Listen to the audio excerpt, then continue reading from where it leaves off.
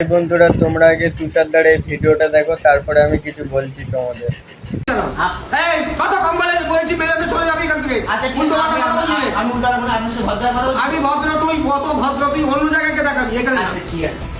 আমার বাড়ি ভাঙর পানাপুকুরে। আশা করি অনেকেই আমাকে চেনো।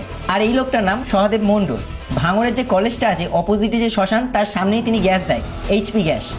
আমার মনে হলো এই লোকটা আসল রূপটা আজ তোমাদের সামনে খুলে দেওয়া দরকার।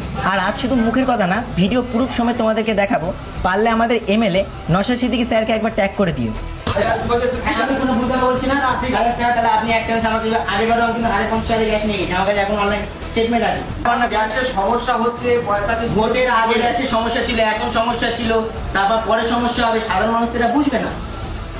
বলছি কাকা, মানুষের কতদিন আর তোলাবাজি টাকা খাবেন? তো বন্ধুরা, তোমরা পুরো ভিডিওটা দেখলে। তো এখন কেসটা কি হয়েছে, যে সবাইকে ফোন করে করে বলা হচ্ছে যে গ্যাসটা বুক করুন আর ওটিপিটা দিন। আর যারা বুক করছে, ওটিপি দিয়ে দিচ্ছে, তাদের সিলিন্ডারটা নিয়ে অন্য লোককে ব্ল্যাকে বেচে দেওয়া হচ্ছে বেশি টাকায়। আর যারা ওটিপি দিয়ে বুক করেছে তাদেরকে বলা হচ্ছে যে আমার আজকে সেলসম্যান আসেনি, আমি পরে ডেলিভারি দেবো, আমার ঘরে এখন লোক নেই, জানা তাই বলে যাচ্ছে। এবার এইটা নিয়ে তুষারদা যেই বলতে গিয়েছে, তুষারদাকে অন ক্যামেরায় বাজে বাজে কথা বলছে। এবার ও কাকু বেলাকে গ্যাস বিক্রি করে, এটারও প্রমাণ আছে। ব্ল্যাকও গ্যাস দেয়, লাগে লিতে হবে, কিছু করার নেই। তারপর তোমার অন ক্যামেরায় যদি এরম বলতে পারে, তাহলে পিছনে মানুষকে কি বলে? তো এখন আমরা চাই যে কাকুর লাইসেন্সটা যেন ক্যান্সেল করা হোক, এটাই আমাদের দাবি।